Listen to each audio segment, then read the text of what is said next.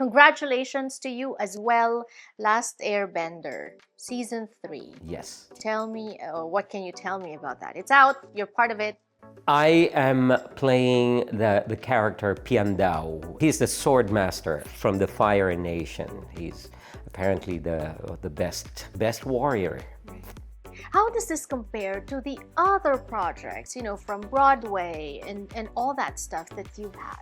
I've never done anything like this before, so this is kind of like more supernatural and mythical, right? Yes. And this is gonna be full of action for me. I was recently in Vancouver for fight training, which was very exciting. Right. Yeah. Right. And I was in pain the whole time. Right, right. You know, John, I still remember that time when I interviewed you in New York. I showed up an hour early. Remember that?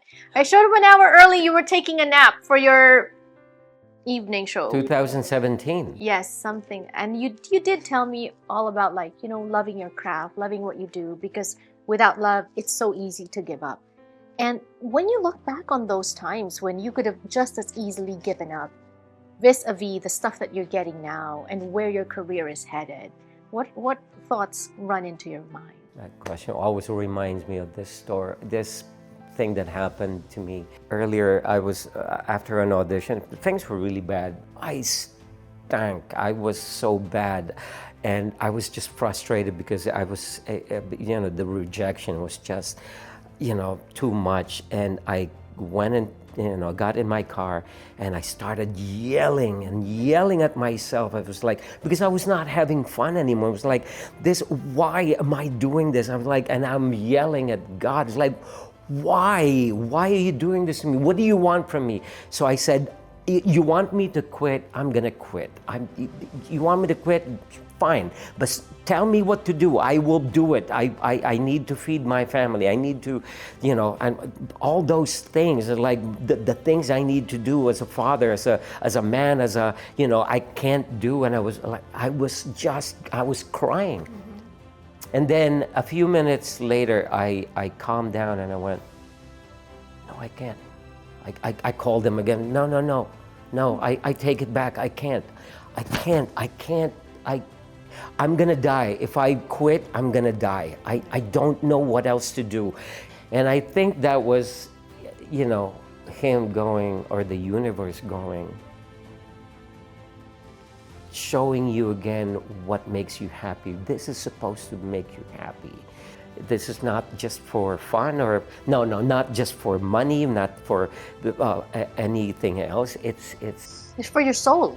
It's for your soul, exactly. And I said, no, I need to do this. It's like, okay. It's not like him asking, oh, I wanted to make sure this is really what you want to do.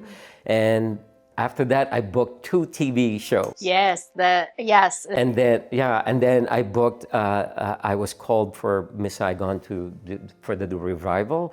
And then from then on, Broadway. And because of Broadway, I got American Crime Story. Yeah. Why you do the things you do, right? Exactly. But I caught what you said earlier too, like family, taking care of your family, because that's what a father really does, right? Take care of the family, take care of the children first and foremost. But taking care is not just financial or monetary. And I know that you've been taking care of your family well. What do you think did you do right as a father? Megan. It's Megan again. I take her cue.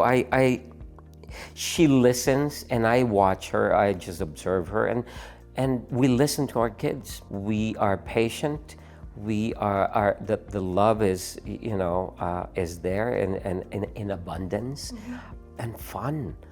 Is it easier to be a father because of your experiences in acting? I think it's easier as a father because I've seen other fathers, good fathers and not too successful fathers. And those are the things that you go, okay, I need to do that. I shouldn't do that. And just observing other people. as an actor, that's what you do as well. You observe people. You observe. That's why you need to go out there and watch people. That's how people right. Yeah. and the way they react to things. Yes. And And you take cues. you take cues. And the thing is that children give you a lot of cues. They are so intuitive, and they teach you. They can teach you a lot. My kids taught me a lot. They are sensitive. They are playful. They are experimental. They and it's up to you to be brave with them, because if not to stop them all the time. Yeah. Right. So what's the best thing about fatherhood? Oh God, the love. The best thing about fatherhood is coming home after a successful filming, talking about the craft with them, and having a glass of wine.